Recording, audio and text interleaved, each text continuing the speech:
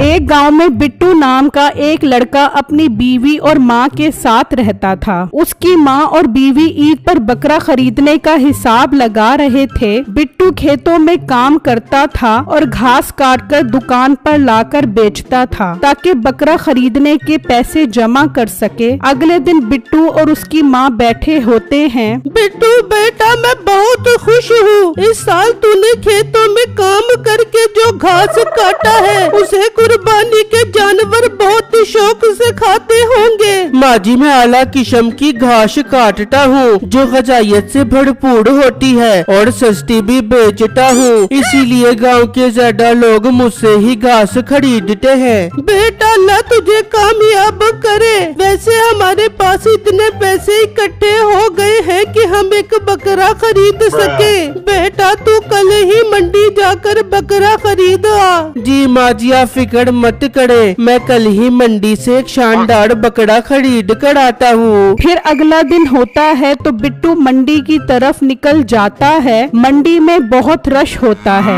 सब लोग बकरे खरीदने में लगे होते हैं। बिट्टू इधर उधर देखता है तो उसकी नजर एक बकरे पर पड़ती है। वो उसके पास आता है। भाई साहब, इस बकरे की क्या कीमत है? अरे भाई, ये बकरा 40,000 रुपए का है। भाई 40,000 तो बहुत ज्यादा है। बकरा देखने में अच्छा लग रहा है, मैं आपको इसके 30,000 दे सकता हूँ। अरे नहीं, इस सेहतमंद बकरे के 30,000 रुपए बहुत थोड़े है ना यार। मैंने इसे गाय का खालिस दूध पिस्ता बादाम खिला के पाला है ना यार।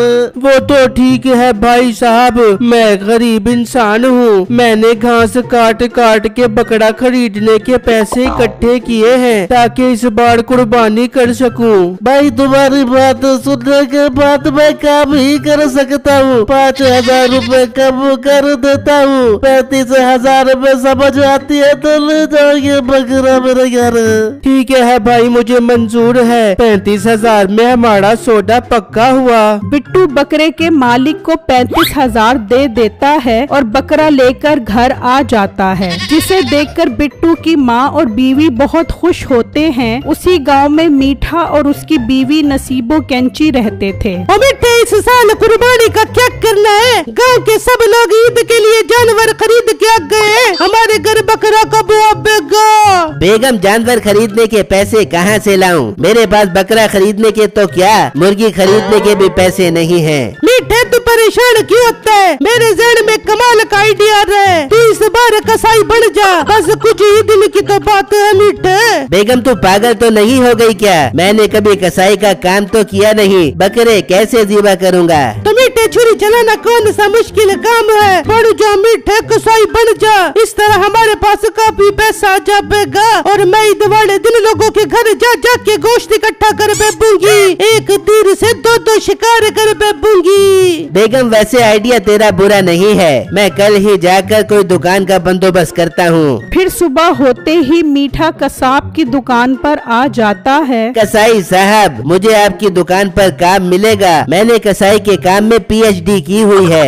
गाय और बकरों को तो मैं हाथ के इशारे से ही गिरा देता हूँ। अच्छा, तुम अपनी इतनी तारीफें कर रहे हो तो मैं तुझे दुकान पर रख लेता हूँ। वैसे भी मैंने दूसरे गांव काम से जाना है, ईद से एक दिन पहले हिसाब लेने आ जाऊंगा। कसाई वहाँ से चला जाता है। कुछ टाइम बाद दुकान पर कसाई के लिए लोगों का रश लग जाता है तो मीठा सोचने लगता है, अरे वाह, ग्राहक तो बढ़ते ही जा रहे हैं। क्यों ना मैं पैसों के दाम बढ़ा दूं, इस तरह अच्छे खासे पैसे बन जाएंगे। फिर अगला दिन होता है तो एक ग्राहक मीठे के पास आता है। मेरे बेटे ने पूरे 2 लाख की गाय खरीदी है। भाई साहब, मुझे एक अच्छा कसाई चाहिए। ये बताओ, गाय अच्छे से ज़िबा कर लोगे?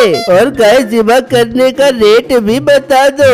आप फिक्र ही मत करो, मैं तो गाय को हाथ के इशारे से ही गिरा देता हूँ और उसकी छोटी छोटी बोटियाँ बनाता हूँ। काम अच्छा होगा आपका सिर्फ और सिर्फ 25,000 रुपए में। अरे भाई, रेट तो कुछ कम करो, तुम्हारा रेट तो आसमान से बातें कर रहा है। आप भी क्या याद करोगे? 20,000 रुपए दे देना, इससे 1 रुपया भी कम नहीं नहीं हो सकता। अगर इस रेट की समझ नहीं आती तो कोई और कसाई ढूंढ लो। ठीक है, मैं एडवांस 20,000 रुपए दे देता हूँ, पर ईद के पहले दिन कुर्बानी करनी है, इसलिए टाइम से आ जाना सुबह सवेरे। फिर पैसे देकर वो ग्राहक वहाँ से चला जाता है और इस तरह ग्राहकों का आना जाना लगा रहता है। मीठा सबसे एडवांस में पैसे पकड़ता रहता है। इस तरह शाम हो जाती है। मीठा दराज देखता है तो वो पैसों से भरी होती है। मीठे के दिल में लालच आती है। यार, अगर कुर्बानी करने के इतने पैसे मिल रहे हैं तो इन जानवरों को चोरी करके बेचने के कितने पैसे मिलेंगे।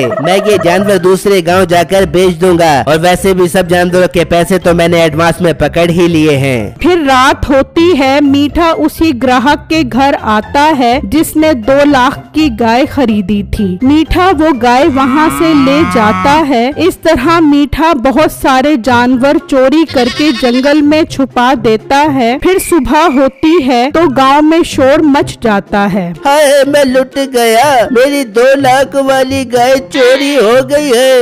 हाय हाय, मेरी बकरी को भी नहीं छोड़ा, वो भी चोरी हो गई है। बिट्टू उसी गांव में घास बेचने आता है तो ये सब देखकर हैरान हो जाता है। तभी बिट्टू के पास एक आदमी आता है। भाई, अब मुझे घास नहीं चाहिए, कोई मेरा बकरा चोरी करके ले गया है, मैं लुट गया।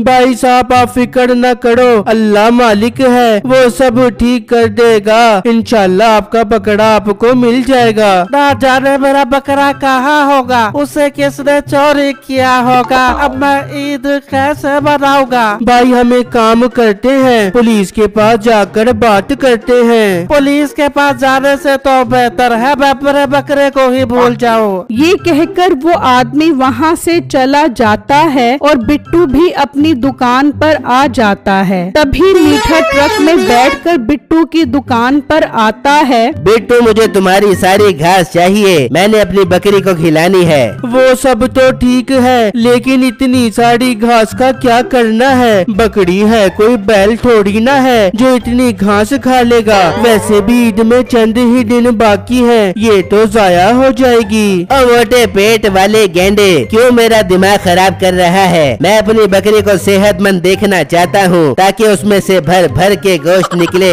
मोटे, वैसे भी तुझे पैसों से मतलब होना चाहिए जो कि मैं तुझे दे रहा हूँ। जल्दी से सारी घास मेरे ट्रक पे डाल दे, मुझे और भी जरूरी काम से जाना है। बिट्टू मीठे की बातें सुनकर शक में पड़ जाता है। यार, ये मीठा भाई इतनी सारी घास का क्या करेगा? और ये पैसे देने की बात भी कर रहा है। इसके पास कहाँ से इतना पैसा आ गया, मुझे पता लगाना पड़ेगा। बिट्टू ट्रक में घास लाद देता है और खुद भी उसमें छुप जाता है। फिर ट्रक चल पड़ता है और थोड़ी देर बाद ट्रक जंगल में आकर रुकता है तो बिट्टू देखता है सब गांव वालों के जानवर वहाँ होते हैं। अच्छा, तो ये सारे जानवर मीठे ने चोरी किए हैं। कितनी गलत बात है, मुझे गांव वालों को बताना होगा इससे पहले कि ये सब जानवरों को बेच दे। बिट्टू जल्दी से वहाँ से निकलता है और गांव आकर सब लोगों को सारी बातें बताता है। ये सुनकर सब गांव वालों को बहुत गुस्सा आता है और वो पुलिस को लेकर जंगल पहुँच जाते हैं। मीठा जानवरों को घास खिला रहा होता है। अच्छा, तो तू चोर है, शर्म नहीं आती तुझे कुर्बानी के जानवर चोरी करके? पुलिस भाई, मैंने ये जानवर चोरी नहीं किए, मैं तो यहाँ से गुजर रहा था तो ये जानवर नजर आ गए, सोचा इन्हें घास डाल के नेकी ही कमा लूं। अच्छा, गलत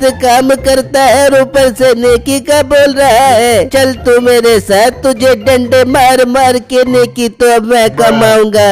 पुलिस भाई, मीठे को हम गांव वाले सजा देना चाहते हैं। इसे ईद से पहले जानवरों के साथ बांध देंगे ताकि ये ईद तक चोरी ना कर सके। फिर सब गांव वाले मीठे को जानवरों के साथ बांध देते हैं। मीठे के लिए ये सबसे अच्छी सजा थी।